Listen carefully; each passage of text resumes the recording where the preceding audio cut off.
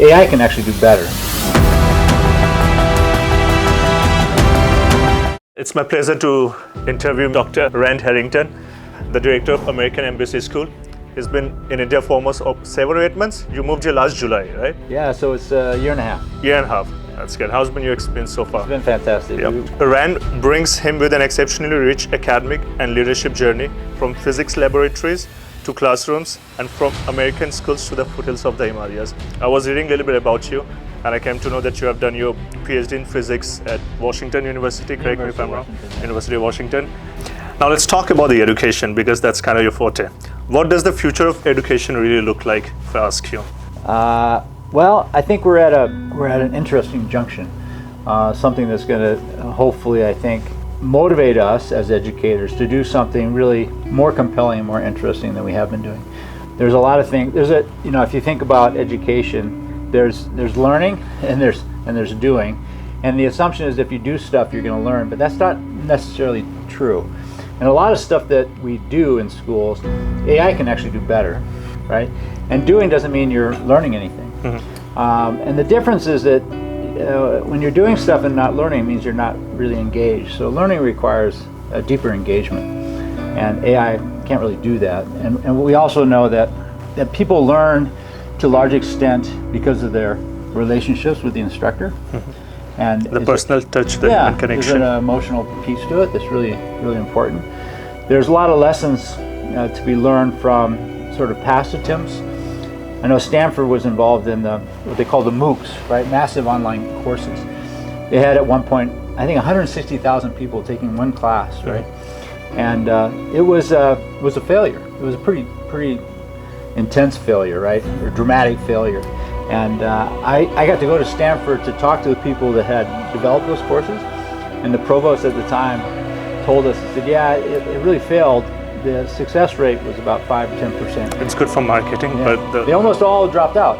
And he said to us, there's a group of educators, he said, we did some research to figure out why that happened. And why? What was the reason? Leaned in, what was the research? He said, well, it turns out that the relationship between the student and the teacher is important. And it's like, yeah, I could have told you that. It is very important. And so this is what we do at our schools. It's so compelling.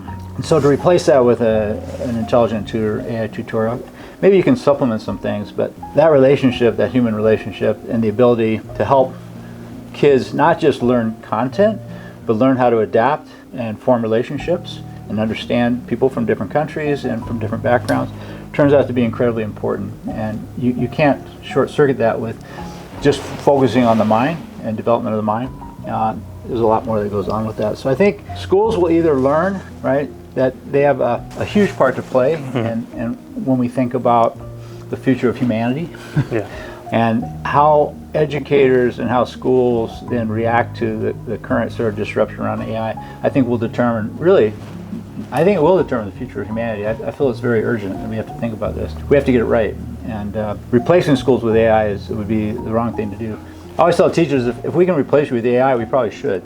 That means you're not doing anything that's really added value. And so I'm looking, we have teachers here that understand kids well, understand how to develop that sort of emotional connection, and help them to do what some people call transcendent learning. It's where you learn something at one level, but then you transfer it into sort of an understanding of deeper ideas.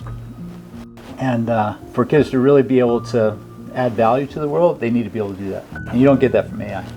So that's why we need humans. That's why we need tutors. I think it's one of the ancient ways. I mean, it's kind of traditional way. I mean, that's how humans have been for thousands of years, I would say, right? Even in India, there used to be gurukuls, where That's right. Yeah. But it has to do with you learn only the things you care about, and caring is an emotion, right? Mm-hmm. So emotion and cognition are sort of connected.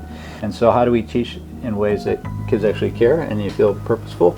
That's really important. Also, you have just joined AES almost a year ago, right? Yeah. And after 8 impactful years as head of Kent Denver School in Colorado. And what attracted you to the American Embassy School? And what motivated you to move to India right after completing your... We talked about that a little bit, right? Our connections to the country of India.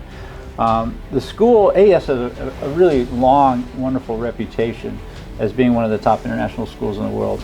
And it was a tremendous opportunity for me to come here truly an honor and sort of a sacred trust for me to help sort of support the school and their existing sort of their purpose and the things that they're doing. They've always had a commitment to community and bringing people from, we have 70 different countries at the school. And so people think, students well, from 70 countries. yeah, so you think, well, it's an American embassy school, they're all Americans. No. And that's not the case. You know, it's only about a third, less than a third are Americans. It's a true cosmopolitan place. Yeah, Yes. so you have all these different countries. So if you're teaching like a history class, you come into that classroom and you have all these kids from all these different countries with different lived experiences and different countries of origin, different backgrounds. That means that the conversations that you have, the quality of the conversations are just amazing.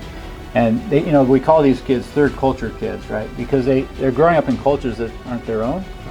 And so they're really learning how to be in the world. But what are the different challenges ways. for these kind of kids with their education? I'm sure they must be having their own challenges. Yeah, so some of the challenges are that they move every few years, right? Yeah. So they're always sort of transitioning from one school to another.